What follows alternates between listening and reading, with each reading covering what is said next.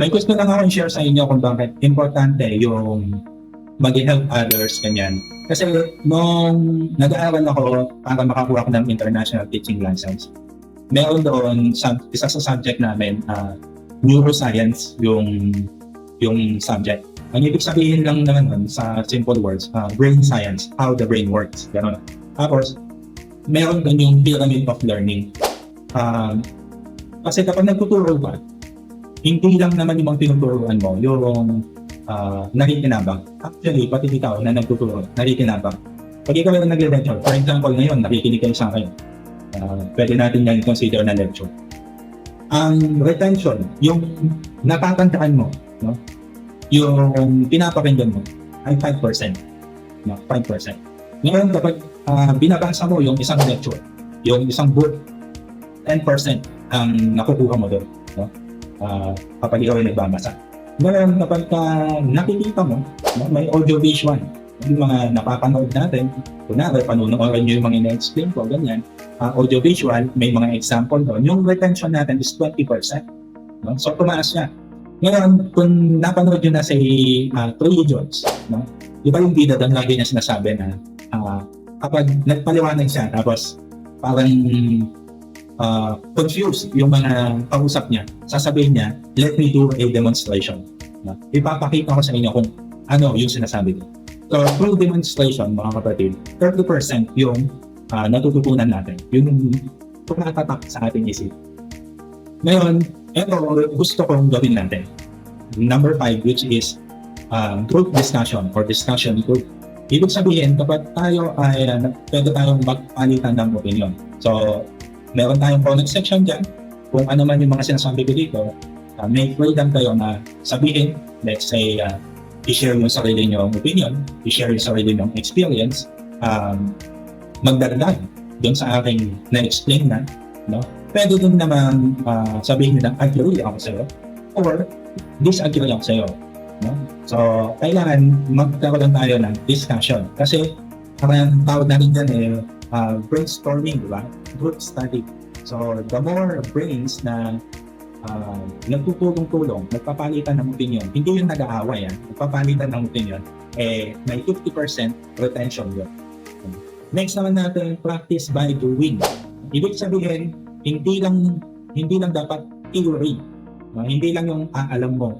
Alam ko yung dapat gawin, pero hindi ko naman ginagawa. No? Kapag ginawa mo na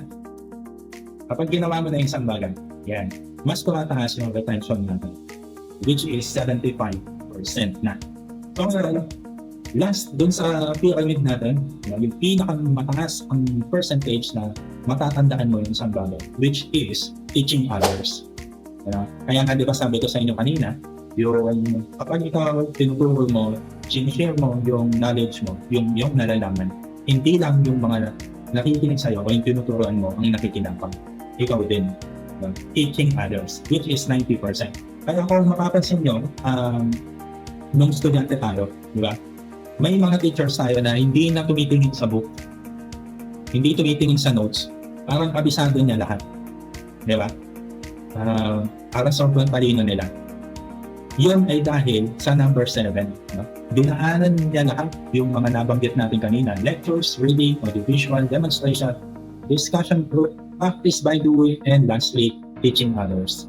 No? Kasi sa tagal na niyan, tinuturo yun, yung retention rate noon is 90%. Kaya hindi na niya kailangan ng notes. No? Yun yung reason at dinidiscuss ko kami. Kaya kung sa tingin nyo, may mga ideas kayo, kailangan nyo i-execute. Practice by doing. At kapag nakita nyo na, uy, okay siya, practice by doing. Ngayon, try to pass it forward. Ano ibig sabihin nun? Teach others. Kapag nag-teach others tayo, mas lalawak yung ating pangunawa. Plus, mas lalawak yung ating learning. Mataas na rate ng ating learning. So, yun yung goal natin dito. Okay? So, hopefully matulungan ko kayo at natutulungan niyo din ako dahil may chance akong magturo ng mga. Kung hindi pa kayo nakakapag-subscribe, subscribe na kayo Prof. TSC Adventures and follow naman sa ating Facebook page, Prof. TSC Adventures. Soon madadagdagan pa yung ating yung ating platforms. Pero for now, dito lang muna tayo. Kung gusto nyo pa lang, gusto nyo magbigay ng topics na pag-uusapan, pwede kayong mag-comment dyan sa baba or i-email ninyo ako sa adventurestsc@gmail.com. No? O kaya mag-PM kayo dyan sa Facebook page ko or mag-comment kayo sa mga videos natin.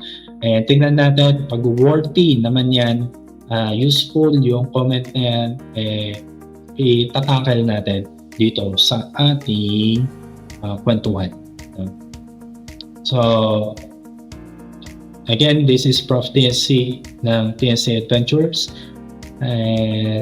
Sana kapulutan nyo ng aral o may saysay yung ating kwentuhan ngayong gabi.